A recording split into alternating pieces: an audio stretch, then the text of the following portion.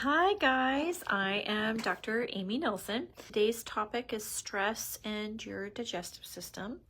I'm a naturopathic doctor and my special training is in the digestive system, hormonal system, and neurotransmitter systems. So basically today I want to kind of cover a few interesting studies and we're going to talk about them because stress and the digestive system definitely are linked. We're going to talk about, a lot of different aspects from irritable bowel syndrome to what we call upper GI insufficiency. Okay.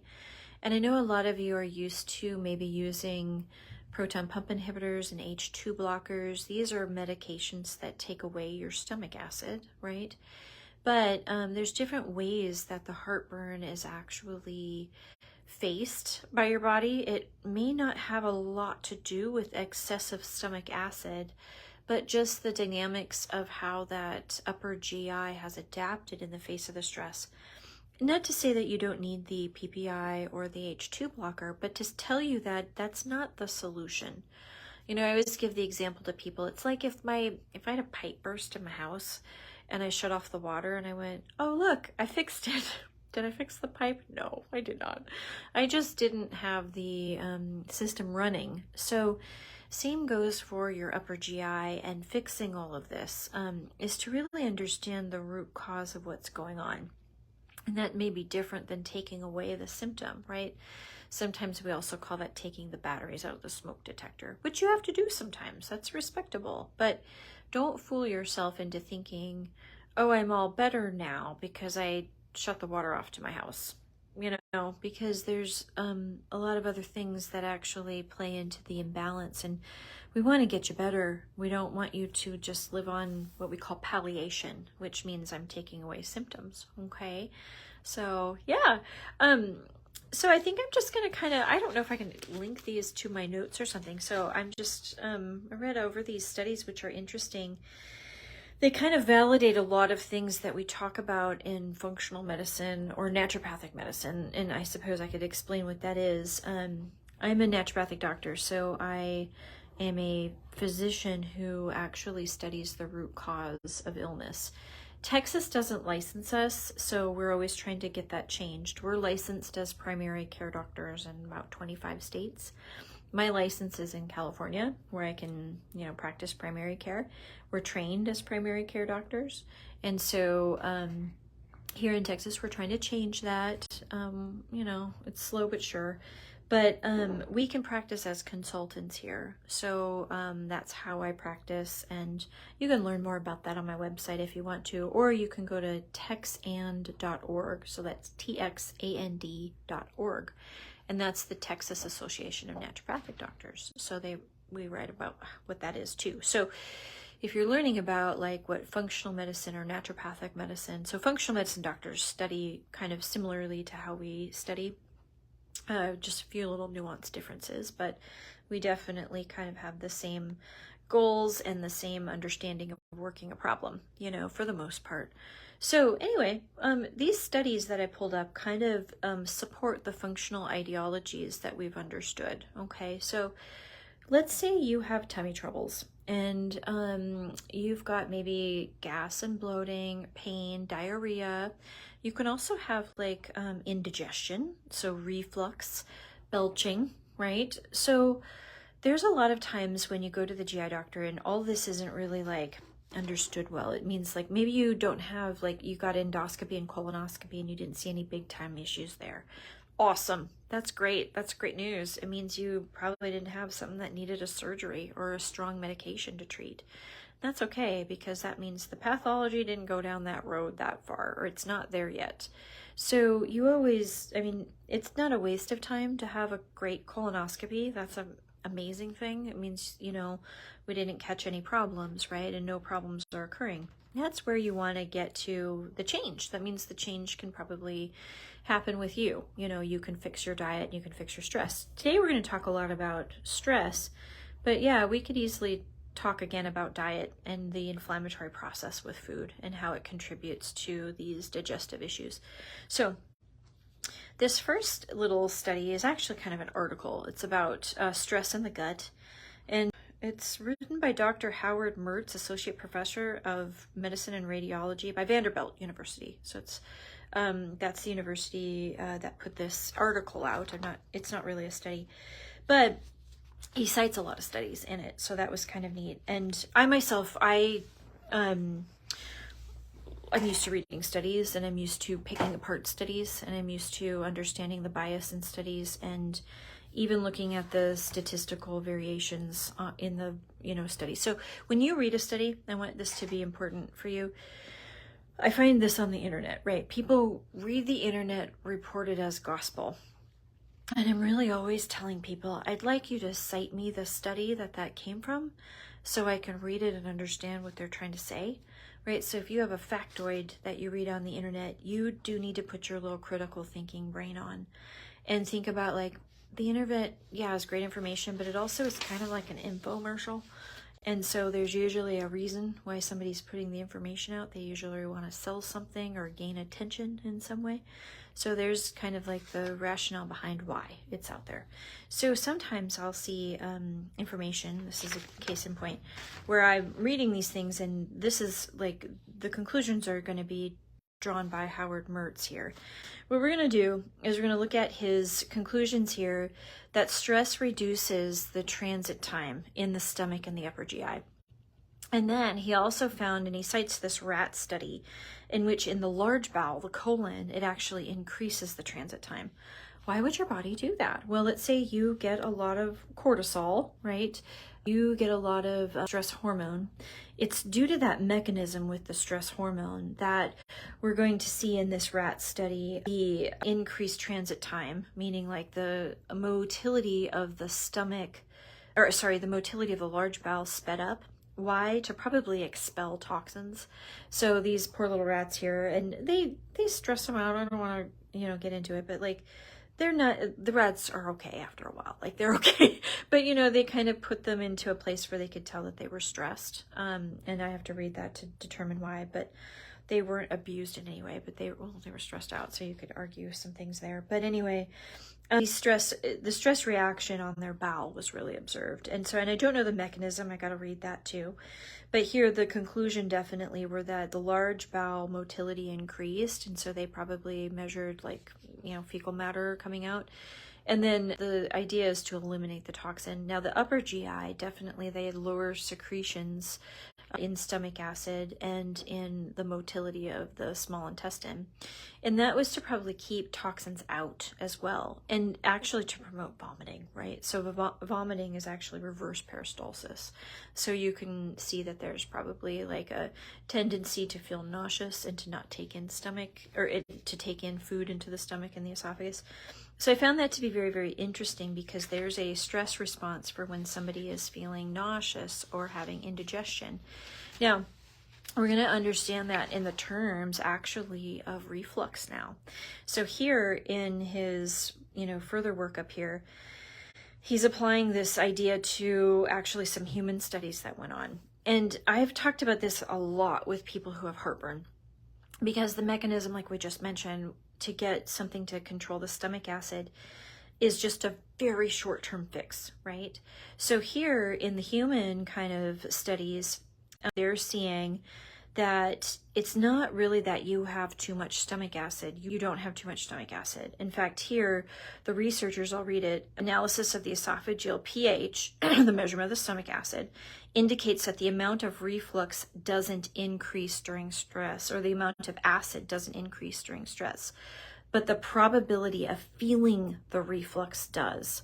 So it's not a matter of too much stomach acid, it's a matter of a sensitivity in the esophagus where you think you're feeling the heartburn. It's the feeling. And I've mentioned this to people too, where you have like a mucosal lining in your esophagus and in your stomach and in all your intestines and in your mouth too, all of it, right? So the stress reaction of the body decreases that mucosal lining. So that's why it hurts.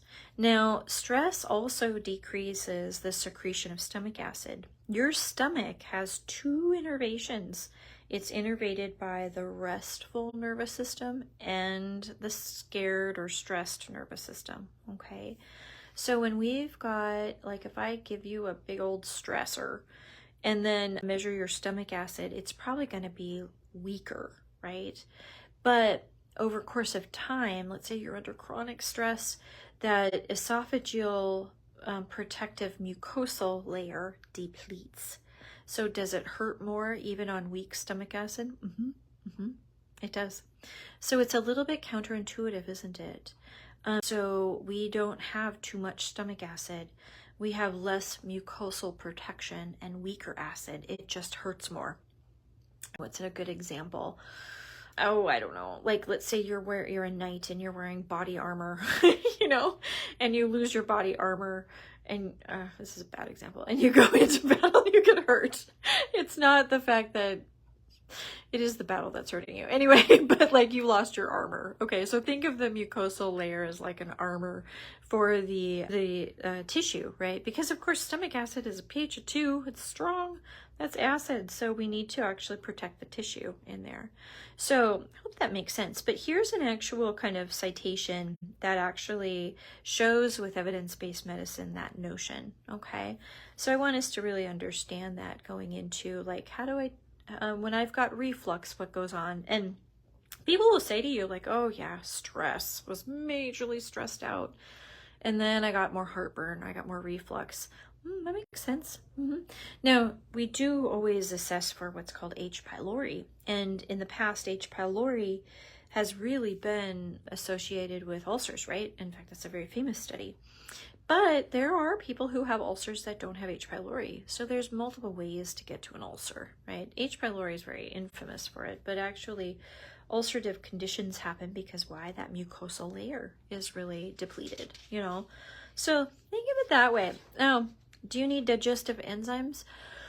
Well, I guess people kind of think about it if they've got reflux or heartburn, but I take them just because I'm stressed, you know. So if I'm, you know, facing something, even good stress. I mean, I had a patient this morning who even was like, even good stress, you know, it just, some people, you know, it's just the body's reaction. And so I think it's okay to take digestive enzymes on a fairly regular basis. It's okay. It's not going to mean, people get into this too, does it mean your body's not going to make them? No, because the signal is from the innervation.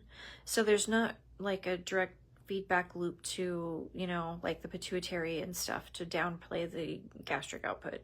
That's really just a direct reaction. Well, now that I said that, you could probably make a little essay about cortical releasing hormone and stuff like that. So, I mean, we could adapt that statement. But I'm going to tell you that if you take amylase, lipase, and protease every day for like months and you don't take it, you'll be fine. You know what I mean? It's not like you won't have withdrawal effects, which is why it's over the counter. That's usually a big criteria for something being over the counter, is that you don't, when you go off it, you do not experience withdrawals. Because if that were the case, then enter into prescription land, you know, where it's controlled by a provider.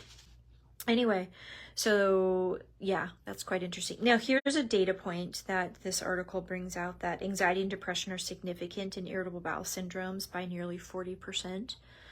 So that's an interesting thing. Now, you would want to look at the whole, how prevalent is anxiety, depression, and this is just my critical thinking hat. Like, does this include a diagnosed criteria of anxiety, depression, NOS, run through the DSM, you know, assessed by a psychologist or a psychiatrist? Or is this somebody reporting depressive or anxious symptoms? You know what I mean? So there's a little bit of a talking point there, and how the researchers came about with that. But the 40% is quite interesting to me. So in the irritable bowel patients, they reported these types of, you know, reactions. And so that does make sense to me, because there's probably a feedback loop into the neurotransmitters, right? And that fact right there is almost why I became an ND, was I knew, studying anatomy and physiology, that about like upwards of, at that time it was like 75% of the serotonin is made in the GI system. And I didn't see that psychiatry was really honoring the digestive system in its study for therapeutics. And I thought I was missing something, you know? So that's kind of why I went into naturopathic medicine, because I saw that link in that situation where you have organ systems other than the system you think is wrong that's contributing. So we're not linear. Like, we are linear in some way. Like, a problem sometimes is A plus B equals C and D, right? Like, that's linear thinking. Sometimes there's something like that, right? But a lot of times we've got these multifaceted processes that are adding to the problem. So in mood, right, anxiety, depression here, we have an inflamed system that's contributing to depleting the serotonin of the bowel, which is affecting the brain. And then also we might be increasing inflammatory reactions in the bowel, which affects the brain. It's the glutamate pathway, right? Butterflies in the tummy. Like, we feel that when we're stressed out, right? So it definitely involves our digestive system. I'll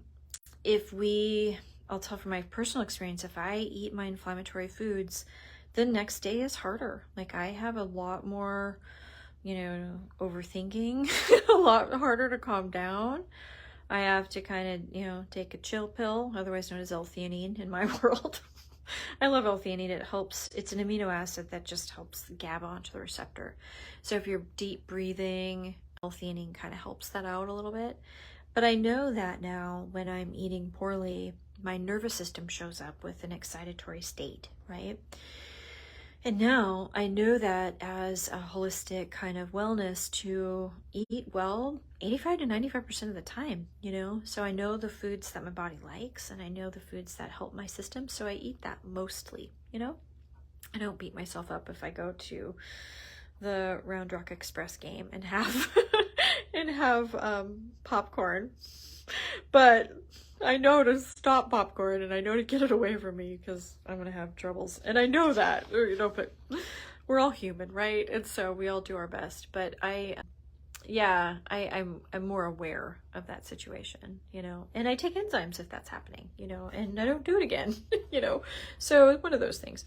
So anyway, I thought that was interesting, a 40% link into irritable bowel syndrome that has the listing for anxiety, depression. Now you would want to look at the, without IBS in just the population, what's the rate of anxiety and depression, Anyway, so here, the second study that I'm looking at here, this is an abstract, and I was going to you have to order the article, which takes a long time to get in, but I did kind of just look at what they were referencing. So here is stress in the gut, pathophysiology, clinical consequences, diagnostic approach, and treatment options. And this is the Journal of Physiology and Pharmacology. It's a review. And so this was interesting because the researchers right out of the gates kind of make some interesting claims that are quite functional. So, exposure to stress, it actually activates what's called the gut-brain connection, and that's a very important connection. The gut-brain axis sometimes is what it's called. That's major in any disorder in the brain, including maybe your autism spectrum disorders, your ADD, ADHD, mood regulatory disorders, anxiety, depression, behavior disorders, memory and cognition disorders, all of it with the brain, right? Even being able to heal the brain. I know when I worked in California, I worked actually with she was an ophthalmologist. She did surgeries and stuff. So she was working with people who had vision impairment secondary to a tumor removal or to trauma, right? So usually we were trying to gain visual field access back, right? So she had me do the just gut brain workup on clients, on patients. And we did have improvement with visual fields, and in my experience with it all, it was a journey. It is an uphill battle to convince somebody that, no, you can't walk into McDonald's and expect there to be health and well-being. You know what I mean? And God bless you. But it's like, if you have a head injury and you're trying to heal, and yes, your family loves you and all this kind of thing, and you're putting this person kind of on a pretty strict diet because you want to get that gain, you have a window of opportunity to heal especially after a stroke. Oh, that's another one, a stroke recovery that affected the visual fields. So luckily enough, I was able to work in that capacity to have some semblance of compliance. And we did see gain in the visual field, right? So as the person was healing, they got some of their vision recovered. And that did have to do with how we were minimizing the inflammation burden on the brain. So think of it this way. You know, you get a brain injury and you're already inflamed. That inflammation affects the brain. It's through the glutamate pathway. It is harder to heal your brain now, right? So if you had a tumor removal, a brain injury, or a stroke, now you're asking the system that's kind of sort of inflamed already to heal itself. It's got to be real organized to heal, and it's got to have a lot of resources to heal and less oxidative stress to begin with. Then you're going to get a gain out of that, you know? So it is actually super important to honor somebody's diet. If they have to be on a strict diet, an anti-inflammatory type diet, and that's super important, don't bug them. They need to do it. You know, that's what I have to say. Because I remember a couple of my patients really just had a hard time with like, hey, what am I supposed to do when I go out and I face my friends? I'm like, well, do your friends love you? Because when they want you to eat healthy and get this back, and it was kind of about hanging out with them was an inflammatory experience. So don't be the inflammatory friend. I just made that up now. No, be the supportive friend, be the amazing friend, be the anti-inflammatory friend, you know? So just love your friends, okay? Don't give them a hard time if they're like, hey, I'm trying to change this about my world and I need to eat healthy. Oh my God. Then go eat healthy with them, you know, go on a hike and do fun things and, you know, stuff like that. Anyway, so major stress on the gut physiology includes, and this is the researchers that kind of developed this abstract, alterations in gastrointestinal motility. What do we just say? You know, so there's going to be changes. We said the upper GI slows down, the lower GI speeds up, you know, so we see that. Increased visceral perception, right? So we talked about that, right? The idea that the pain is felt more directly in the upper GI. So we've got, it's not that you have too much stomach acid, it's just you're feeling it harder, right? You lost your armor, right? So upper GI mucosal layer is thinner, right? So the protective layer is thinner, and then your pH of the stomach actually drops, and then the pancreatic output actually drops. Oh, and guess what? The gallbladder. So your upper GI is basically your stomach acid, your bile output, and your pancreas, along with a little bit of the small intestine, but we'll talk about that differently. The stomach and the pancreas are innervated by resting nervous system and excited nervous system. So guess what excited nervous system does? Inhibits it, stops the secretions, says no, stop and don't eat. The rest and digest, the parasympathetic nervous system says, yeah, let's go ahead and secrete some enzymes and secrete some stomach acid. Now, bile is interesting. So gallbladder, I had to look this up actually. Guess what is innervated by the hepatic plexus, and it has an autonomic thing. Autonomic nervous system is sympathetic and parasympathetic. So, but the small branches of guess who? The vagus nerve. So the autonomic nervous system and the small branches of the vagus nerve innervate the gallbladder. So think about it when people have gallbladder pain, gallstones, there's a stress link there. So if we are not in rest and digest, who doesn't contract? The gallbladder. When the gallbladder contracts, it concentrates the bile so you can absorb your fats better. So if we're working on a stone, it's probably because we've been, eating in a stressed out way in above the sink, not really getting into a relaxed way of being to consume food, right? So, get your support going for that system. So here, increased intestinal permeability. You know what that means? Leaky gut syndrome is what we call that in just everyday terms. So that means like we've got more inflammation in the actual intestinal permeability. Negative effects on the capacity of the gastrointestinal mucosal and mucosal blood flow. We just said that. That's like restating the other one. So we don't have a mucus protective layer. And then number six was negative effects of the intestinal microbiota. So when I tell people about their microbes in the bowel, you are more part bacteria than your own human cells. So your whole intestinal system is basically a little incubator or fish tank for your bacteria, right? And you want your bacteria to work for you. You work in harmony with them. They help you out. But healthy probiotics don't grow well on inflamed tissue. So if we just made leaky gut, we didn't make a good foundation for a home for your good flora, and that affects things. It affects a lot of things, actually.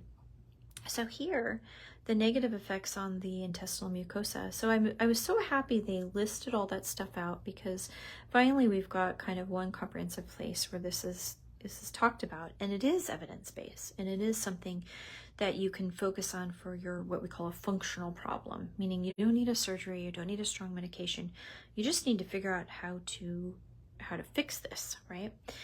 So how do you fix this? Well, yeah, I would de-stress. I try to take a big deep breath. That's always awesome. I have this handout, and this is stuff we taught when I worked at a psych hospital. Sorry, it's backwards. Vagus nerve breathing. And people do that a lot. So you learn to breathe in the lower part of your lungs, and you fill up your lungs. Usually it takes about 4 or 5 seconds, and then you hold it and breathe out for about 8 to 10 seconds, right? So that's important. The lower part of the lungs is where you can definitely stimulate the vagus nerve. The vagus nerve helps you dump out your GABA, and your GABA helps you calm down, right? And then that helps you digest better. So if you take a big deep breath and calm down before you eat, then you're going to help your gallbladder, your stomach acid, you're going to help your pancreas out. So if you're eating in a hurry, and it seems like that, I think we get into some behavior dynamics with eating. Like some people maybe have had trouble with their blood sugar and stuff, so they might feel the need to eat quickly, so just always try to be relaxed. And if that can't happen, let's say you're just like, oh my God, I have 10 seconds and I have to, get this lunch done. Well, then go ahead and get yourself some digestive enzymes. We talked about them last week. Kind of one of my favorites is probably Panplex. I use that one quite a bit. So Panplex really has ox bile and the amylase, protease, and lipase, and then betaine HCl. So that helps out all 3 of those areas. So, you don't have to have indigestion to take a digestive enzyme. You could just be stressed out, and then you need to take some digestive enzyme support. If you don't want to take digestive enzymes, really doing like apple cider vinegar or the bitters, those are okay too. And we're just taking a little shot of apple cider vinegar, like a teaspoon. And then that stimulates the digestive or the gastric kind of secretions, meaning your stomach acid. Then that helps the pancreatic output and the bile, right? So you could do that. A lot of people do that. Remember, bitter helps bile, but sweet weakens the bile. So, watch your food habits. It's nice to have a good spring green salad. That's probably got tons of bitters in it. And I love that spring green salad. It's got all sorts of weird things in it, like spinach and endive, and it's just a lot of maybe even beet greens and stuff like that. So yeah, that's what I would do. Okay. Now, if you have irritable bowel syndrome, work with your stress reduction or interfacing with your stress differently. Okay. And that's where a good therapist is great. They just kind of help you reframe your reactions, So I think working that piece is probably very, very important, as important as working up the inflammation response and your maybe gut overgrowth of bacteria or, stuff like that. Working the stress piece to the digestive system is probably just as important as those other areas. So yeah, so just learn to regulate your parasympathetic response. Even in the face of stress, doing some deep breathing, getting the reaction in your body so that you can just problem solve better. I think I've told you this before, but like even my kiddo, when he is like long division, boy howdy, there's a lot of long division is really hard in the beginning on some kids. They get really emotional about it. And so what we would do is I would just be like, okay, well, let's calm down first, because we're not going to solve this complicated long division problem in that state of frenzy, So any problem you're interfacing with, just realize like, you know what, I probably have to deep breathe through this so I can get out of my like sympathetic dominant brain. My sympathetic dominant brain is just going to put me in rabbit holes that I don't need to be in. It's going to be what if and doomsday scenario all the time. And that's not where the actual answers come from. It's the alarm bells. It's good to notice that stuff and not ignore the information. But a lot of times, yeah, anything new alarms us, right? So long division is new, and it feels like, we're learning something new. We feel insecure, right? So we have to then access that parasympathetic state so that we can learn better, and that helps. And then you'll be like, oh yeah, that's a thing of the past, and now I can grow and learn. And so any challenges you're coming into a face with, just make sure that you can call up your parasympathetic state just as well as your sympathetic state, right? So fight or flight brain, yep, it's there and it's going to help us, and it's good to see the alarm bells. But then rest and digest is the thinking response, right? And problem solving and all that. And your digestive system will really thank you.